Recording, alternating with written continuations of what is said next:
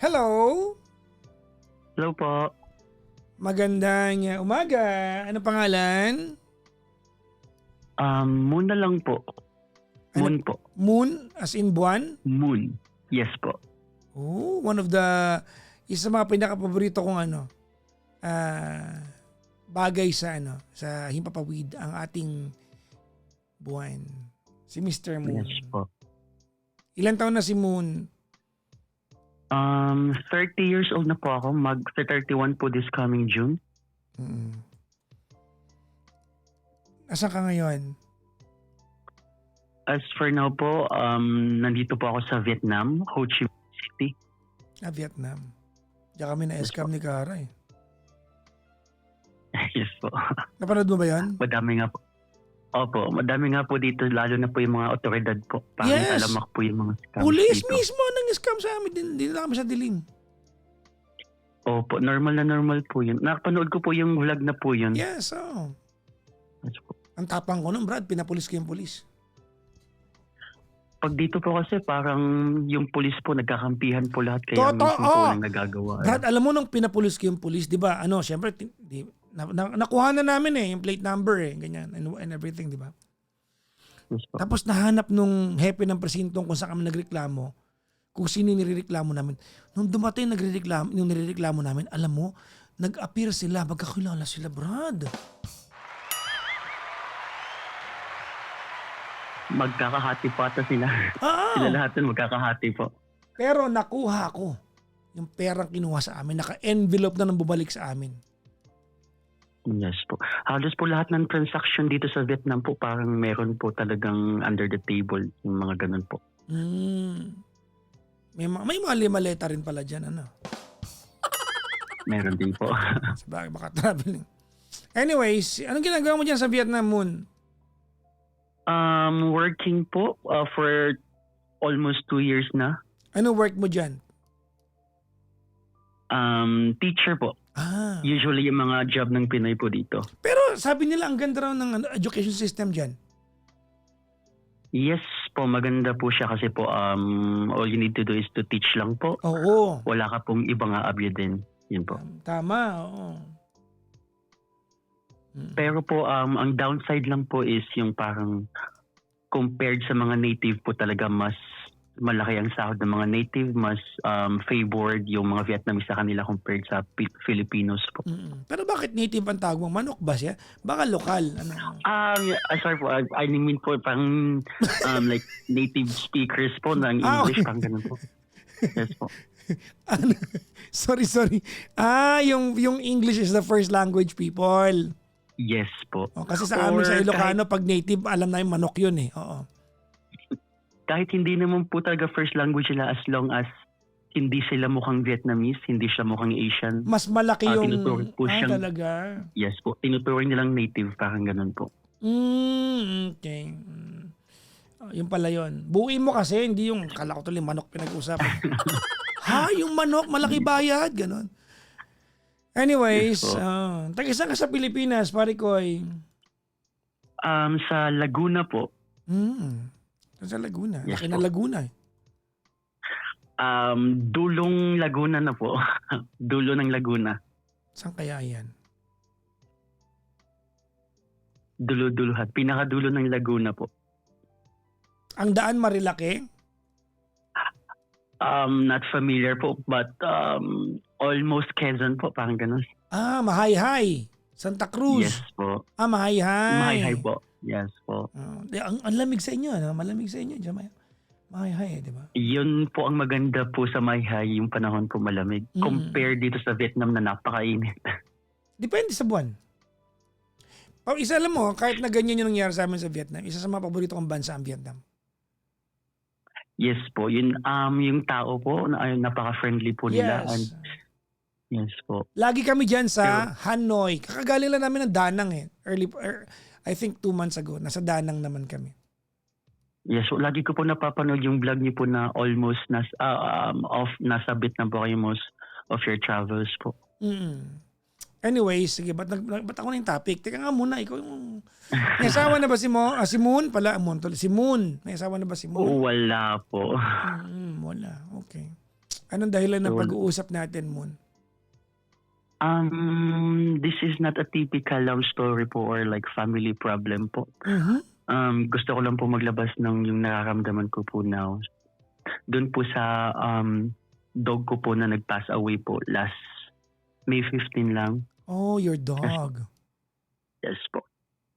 So may backstory lang po ako konti bakit po mahalaga sa akin yung mga dogs ko po. Parang Go ganun. ahead. I can understand. I'm a fur parent. Yes po. Mhm. So by the way po, meron po akong 3 dogs. So merong Shih Tzu, Dachshund, 2 Shih Tzu po sa isang Dachshund po. Tapos po yung namatay po na Shih Tzu, anak po yun ng Shih Tzu ko pong isa. Mhm. Yes po. And the name of the dog po is Ayla. So Ayla means moonlight. So that's why ang nickname ko po now is Moon. Mhm. So I named that dog Moon po because during nanganak po yung nanay niya, there is a moonlight in a moon po. So that's why I named the dog Moon. And also po usually, yung mga dogs ko po, sila po yung parang nagpapa-relieve po ng stress ko, ng pagod. Kasi po, wala naman po akong asawa, walang girlfriend po. So sila po yung parang Teka lang muna. nagpapagaan po Moon, ng loob ko teka lagi. lang muna. You have these dogs in Vietnam or in the Philippines? In the Philippines Oh, po. okay. Mm. Yes po. Yan po. So, Sino nag-aalaga sa kanila ngayon? Yung sister ko po at saka yung nanay ko po. Mm. Ilan ang aso Bali, mo parang ngayon? Magkahiwalay po. Total po, ngayon po 2 na lang po kasi nga po kakamatay nga lang po ni Ayla. Oh, Nung okay. That's sad. Yes po. Mm. So, yun nga po. So, ako po yung nagpalaki sa kanila, katabi ko po matulog. Halos po silang lahat po napaka-lambing po nila sa akin kasi po, nung nasa Pinas po ako, sobra pong mahal ko sila. And then, like, di ko sila kayang makitang pinapalo. Parang nagagalit po ako sa pamilya ko pag napapagbuhatan nila ng kamay ng ganyan. And I always po have a budget po talaga para bumili ng mga bagay para sa kanila, pagkain, anything else. So, my favorite pastime po sa mga dogs ko is like gupitan sila. Yan po. Liguan, gupitan. Yes po. So, they always look so clean po. Every time. So, ito na nga po. There is like last May 15 lang po. Gabi. I was planning to go out po. Actually po that day I already have a bad day because there is some problems. Say the date again. Kailan? May 15 po. May 15. You nandiyan ka na, 'di ba? You're already in Vietnam, Yeah. tama. Okay. Yeah, I'm still here in Vietnam po. So May 15 po, I'm already having a bad day po earlier that day po. So at night I was planning to play pickleball with my friends po. And then so nung palabas na po ako, tumawag po yung kapatid ko. And then nakita ko po na parang kalong po yung dog ko. Parang sabi niya sa akin na, kuya, si Ayla wala na, parang ganun po. Oh my God, okay. Tapos po parang tinatry po niyang i-resurrect po yung tiyan po na ganyan. Tapos nakita ko po yung dog ko po, para pong gumagalaw. Tapos sabi ko, gumagalaw pa yan, itakbo niya sa itakbo niyo na sa clinic, kayo ako na maggagastos sa lahat, ganyan. Yun po pala, kaya po gumagalaw, yung para pong hangin sa body niya. Yeah. Na lumalabas pa po, kinupush po, tapos nakalawit na po yung dila. Ayun po, nung una po, hindi pa po nag-sink in sa akin kasi po, parang nakikita ko po parang buhay na buhay pa po yung itsura niya na ganyan. Tapos, yung tinanong ko po, bakit ba yan? Ba't yun yung sinabi na may sakit na ganyan? Ano bang sakit? Anong kinamatay? Yun po, ang masakit po sa akin, ang kinamatay po, parang nabigtik daw po sa tali. Oh my God. Sa liig. Oh my God. Yun po. Bakit? Doon po ako parang sobra. I know po na bakit po may tali sa liig. Actually po, lagi kong bilhin sa mga kapatid ko dati pa lang, meron silang harness po talaga na pangkatawan. yun po ang pinapagamit ko kasi common sense po kasi 'pag sa liig po may possibility po talaga na masakal sila kasi nga po makulit po yung mga aso, ganyan.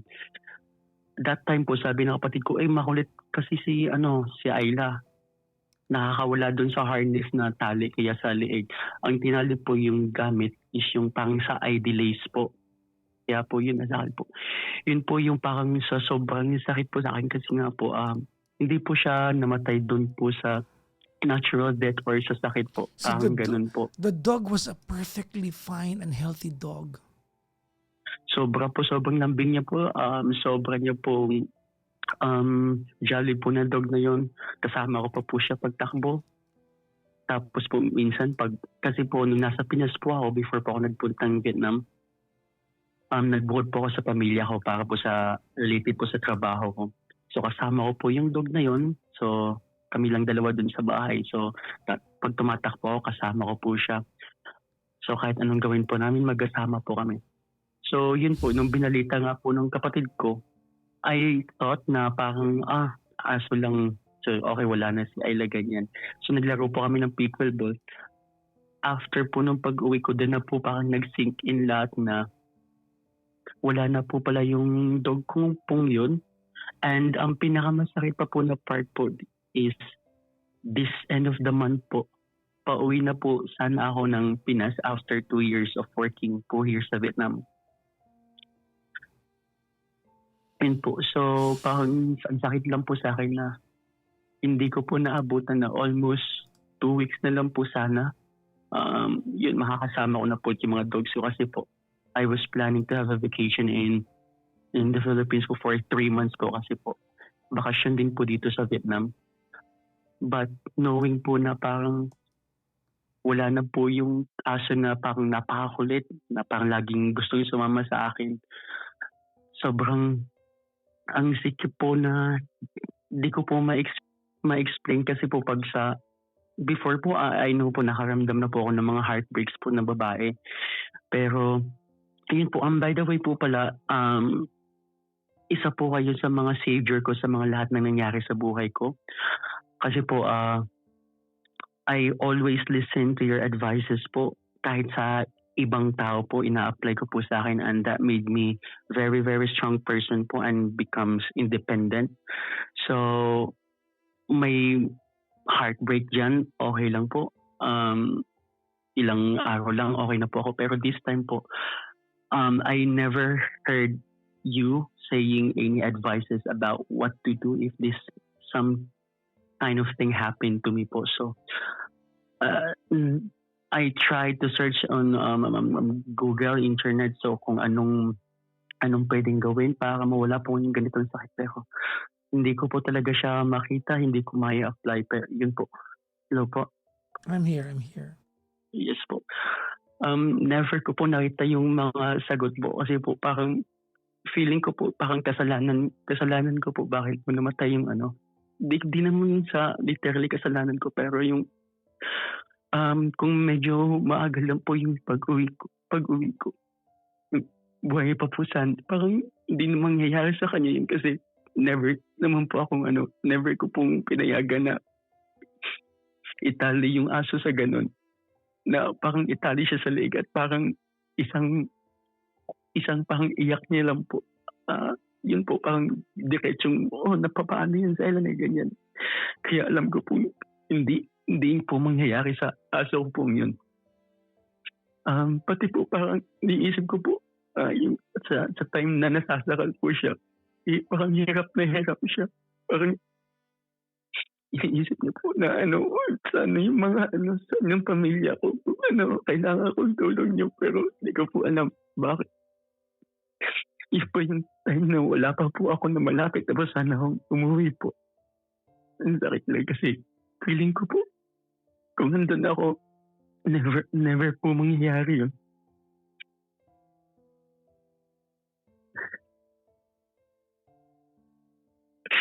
Di ko naman po sinisisi yung pamilya ko kasi po alam ko naman po na lalo na po yung kapatid ko kasi alam ko naman po paano din niya alagaan yung mga aso ko po. Sobrang mahal na mahal nila din po. Parang ganun. Pero ang sakit lang po yung iniisip ko na gaano kahirap siya namatay po. Parang nasasakal siya ng ilang minutes bago siya talaga tuluyang na hindi yung diretsong patay na walang paghihirap sa kanya po.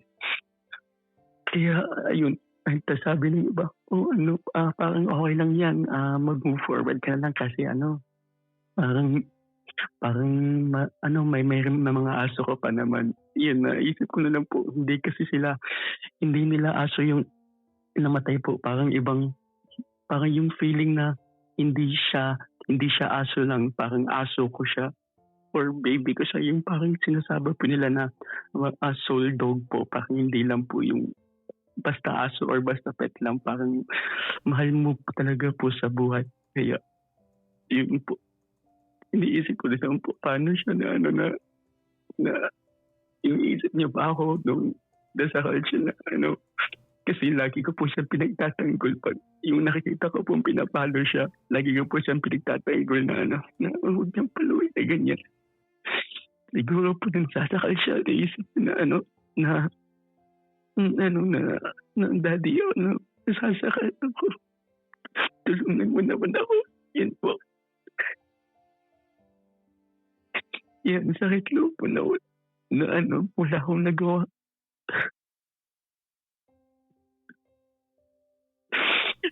Iniisip ko lang po, okay lang kung nasan siya ngayon.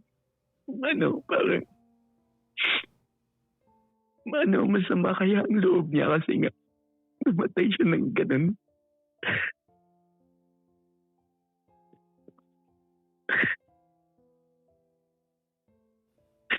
At ayun nga po, ngayon po pauwi po ako ngayong katapusan na May nga po, pero feeling ko ibang-iba na po yung bahay kasi nga po may isa pong nawalang mahal ko sa buhay po.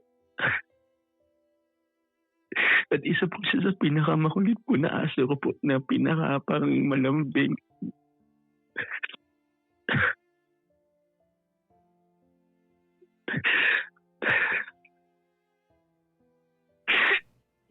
Sobrang sakit lang po kasi feeling ko po ito po yung kasi pag sa babae naman po, andyan okay yung heartbreak.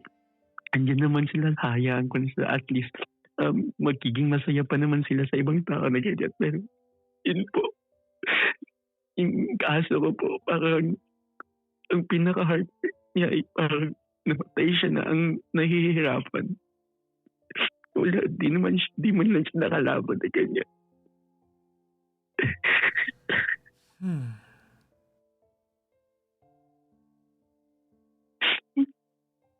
Yan, yun po. Yan, gabi, parang kada gabi po, ang naiisip ko, parang bigla po ako napapaiyak po. At ako po kasi hindi po ako ganun ka-open sa pamilya ko pag sa ganung bagay na Kaya yun po, minsan po naglalabas naman po ako ng mga sa loob. Hindi naman po, parang naglalabas po ako ng nararamdaman ko sa social medias po, like mga Facebook stories po na ganyan.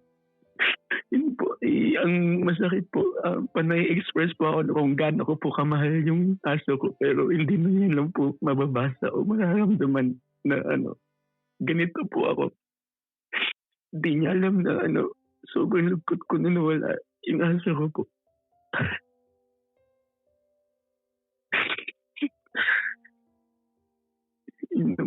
Yun lang po kapala. Okay. Well, I do not know what exact words I can tell you because there's no amount of any motivational things I can tell you tonight to change yung katotohanan na your favorite or maybe your favorite furry creature in this world has crossed the rainbow bridge. And it was a tragic way of losing a fur baby, no? But I'll do my best. Okay?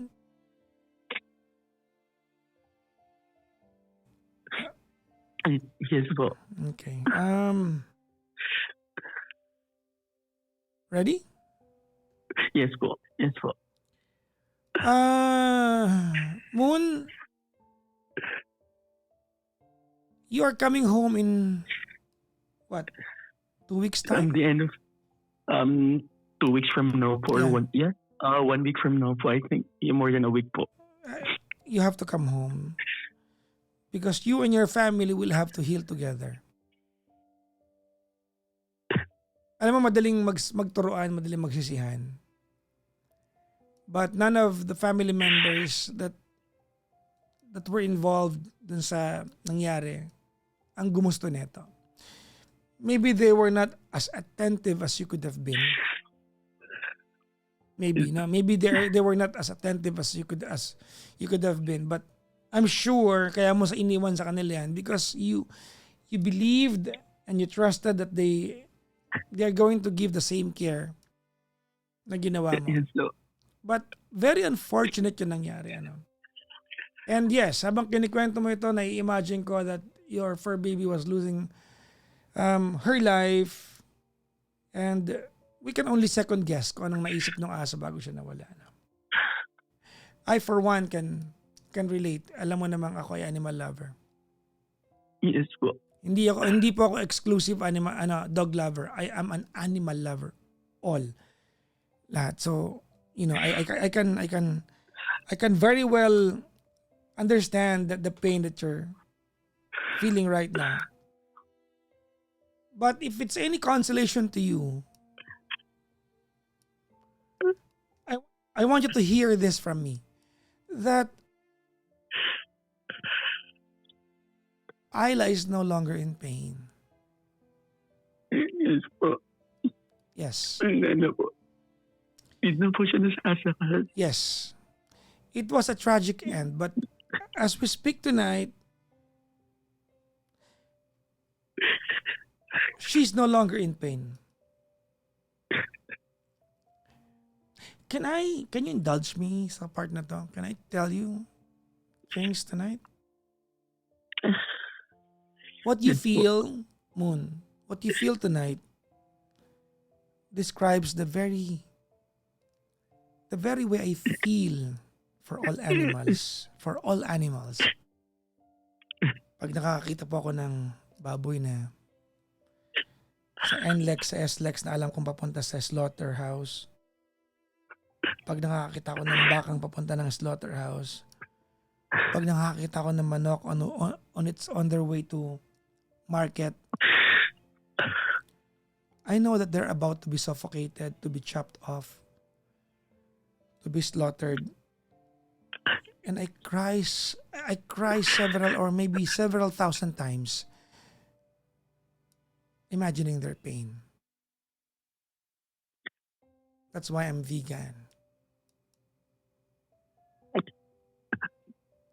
And I understand you. Naintindihan kita sa part na yan. And it breaks my heart. Minsan pag nakakita ko ng nakatay na, naiisip ko, at least tapos na yung pain. It lasted for several minutes. It died and tapos na yung pain. And that helps me go through the pain every time. No? I hope it helps you. I hope it helps you. Yes po. Di ko lang po kasi alam kasi wala pa akong idea paano po i-handle yung ganitong pain po. Kasi first time ko po yung may mawala po sa akin. Sobrang lapit po sa akin. Sobrang mahal ko po sa buhay. Yeah.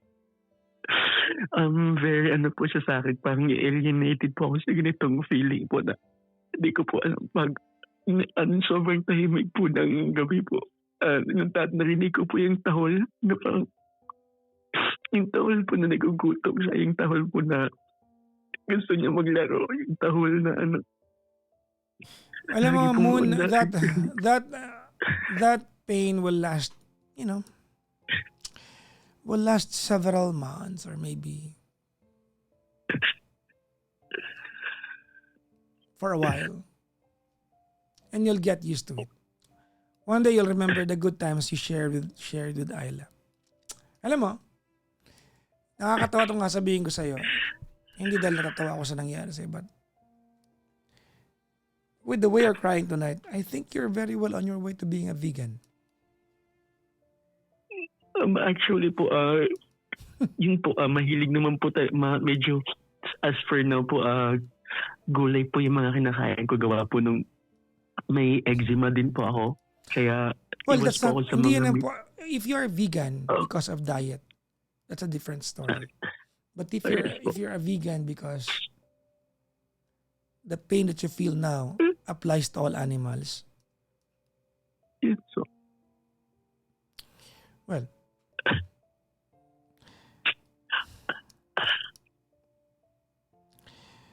I'll cross the rainbow bridge already.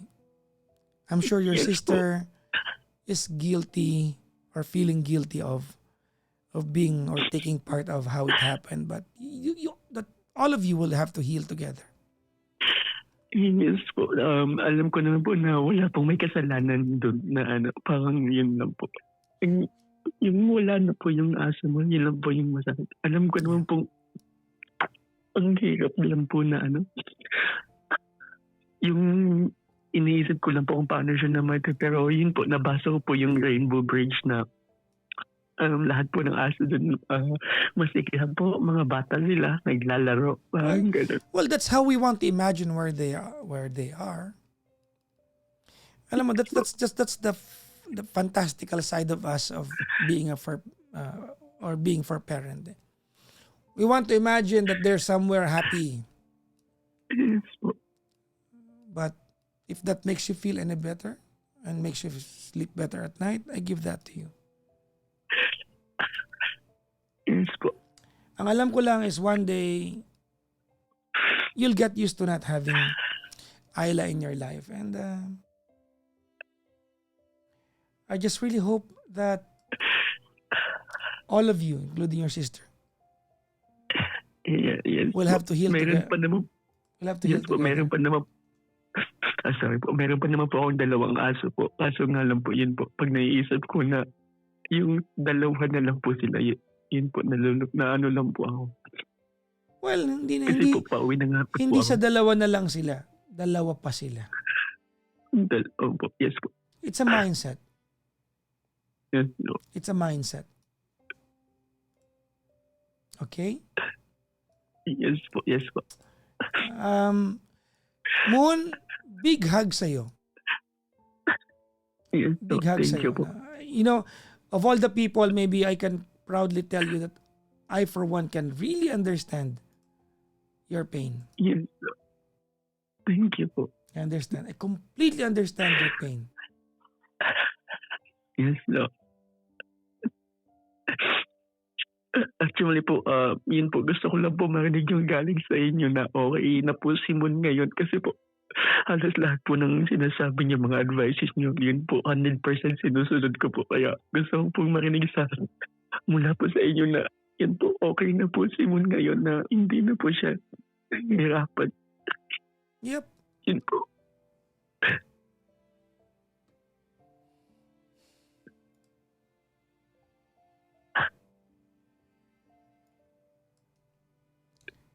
Your Yeah, dog, thank you po. Ayla, is now in a place where pain and suffering no longer exist.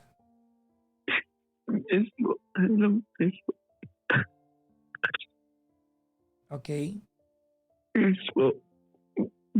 Sana po maging masaya po si Ayla. Sana po ma-reincarnate po siya. Huwag ka mag-alala. Animals, they have this unique ways of appreciating us.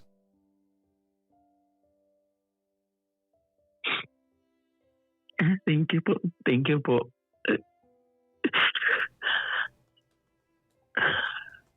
Sana po pag uwi ko po, di na po ganun kasakit. Yung una po. Well, Kasi po, you will have to grieve for a while. It's not a bad thing. yes po. It's not a bad thing.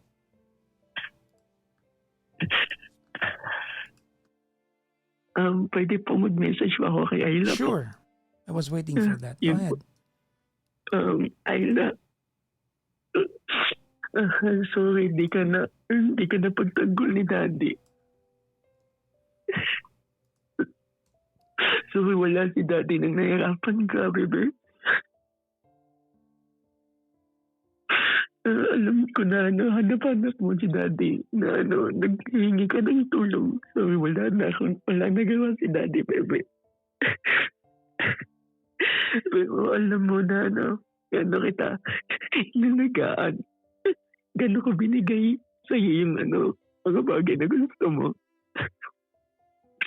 Gano'n kita inangkas sa motor palagi pag umalis ako. Lagi kayong sumasama sa akin.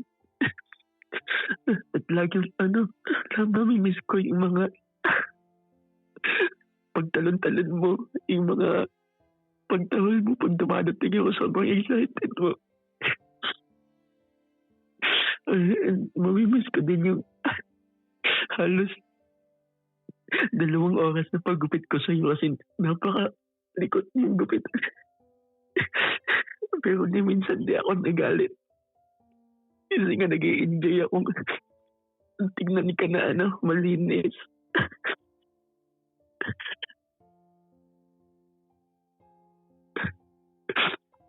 Kung kung nasan ka man ngayon, antayin mo si daddy na magkikita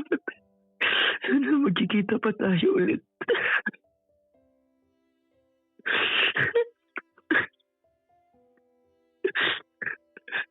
At kung babalik ka man dito, paramdam mo na ikaw yun.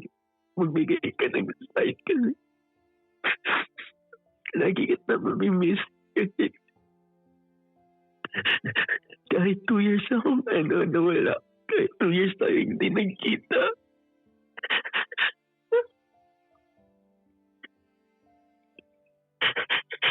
Alam kita kahit di mo na tumarinig. Sana sinisilip mo ako at napapakinggan mo lahat ng ito. At sana tulungan mo din ako na wala yung bigat na nararamdaman ko sa pagkawala mo. Kahit dumalo ka sa panaginip ko. Sabihin mo okay ka lang. Na okay ka na. Para maging panatag ang puso ko. Hindi ka na talaga nahihirapan. At namimiss kita. Titingin na lang ako sa buwan. Kasi doon naman kita pinangalan. Kaya lagi akong nakatingin pag sa gabi. Kasi nga iniisip ko, nakatingin ka din sa akin. Yun lang po, Papa Jack. Yun lang po.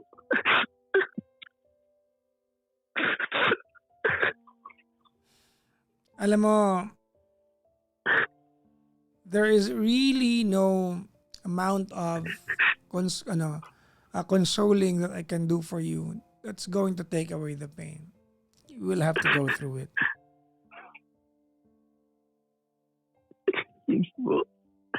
And every time you cry because you miss your baby, it Yes po. means that it was once upon a time so real. That pain will connect you to your beloved Ayla every time you cry. So huwag ka mahiyang umiyak. Okay lang yan. But one day you'll stop crying. And you are going to honor her memory by remembering her while you smile. Yes po. Yes po.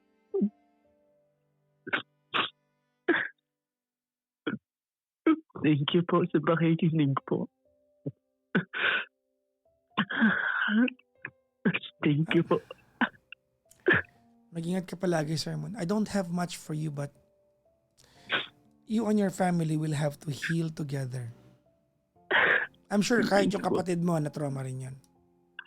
Yes po. Because Lahat po sila. she was the one na naandun while it was happening. Yes po.